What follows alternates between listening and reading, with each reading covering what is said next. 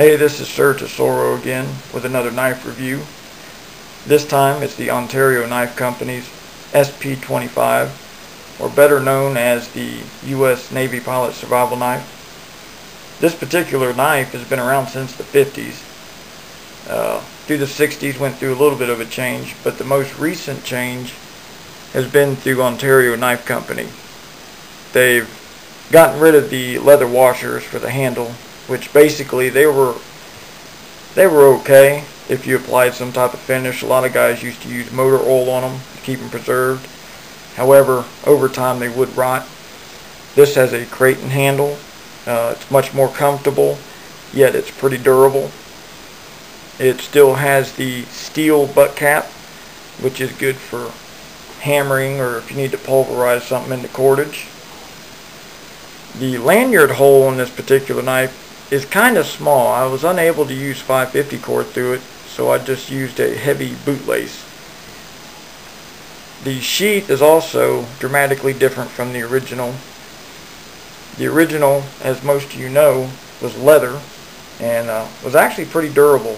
And I've seen several examples of the original knives, and the sheaths are still used today. This one is Cordura, and as you can see, it comes with a little sharpening stone. The sheath itself isn't that spectacular. It also has a steel plate in the back, which I guess is just to make it last a little bit longer. Some people may opt for the original leather sheath, or some people may look for an aftermarket product. I've heard some people say that the K-bar short sheath will fit this knife. Also, Airborne has products out that I know will fit this. But as far as the knife itself, actually a very, very nice knife. Very durable knife. This knife has proven itself very well over almost half a century of use. It has the blood groove. The blade itself is 3/16 of an inch thick. It's pretty thick. It has a full tang. Now, I don't want to deceive you on this. The full tang is not the same size as the handle. It's basically a bar that runs through the middle and runs to the end cap.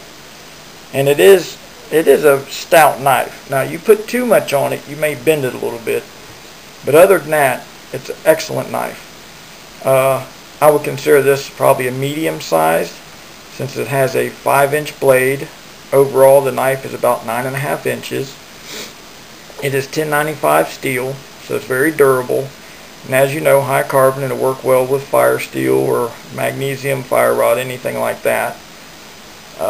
As you can see, I've used this knife. The finish is coming off little by little. I haven't had any issues with rust as of yet. Left out in the elements or not taking care of it will rust on you. But that's the worst that you could expect from this knife.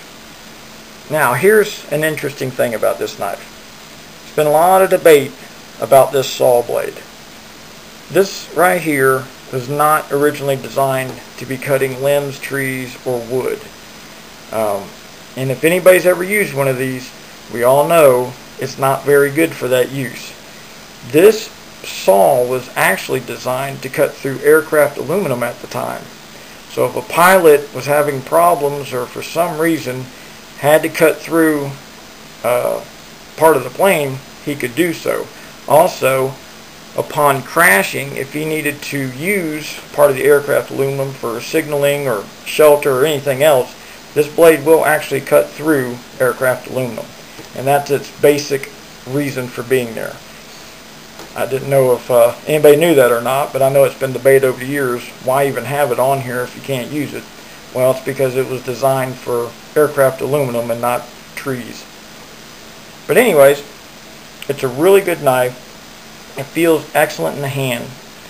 Out of the box, the blade is not all that sharp, and you will have to work with it to put a good edge on it. However, since it's 1095, it does not require a lot of work. It's a pretty good steel, pretty soft steel.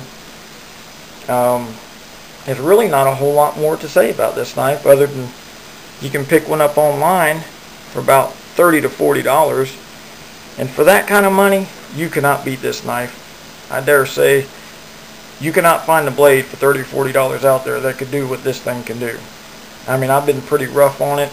I've even thrown it into oak trees, and the tip has held up well. I've used it for just about everything. You can baton with it. It's not real easy to baton with, but you can. It's not good for chopping. Obviously, it's only a 5-inch blade. However, if you use a piece of wood or a rock or something to bang the blade into it, it cuts fairly easy into the wood. All I can say is, for 30 or 40 bucks, if you want a good durable knife to take in the woods, or a good camping knife, something to use, and you ain't got to worry about breaking it or tearing it up, or having to replace it anytime soon, this is an excellent knife. It's been proven over the years by many and many people to be a great survival knife. Well, this is SirTesoroz signing off. I'll have more reviews soon. Upcoming reviews, hopefully, we'll also have some outside reviews where I'll take equipment out there, mess around with it, and we'll see what it can do and what it can't do. But anyways, about another week I'll have another review. Thanks for watching.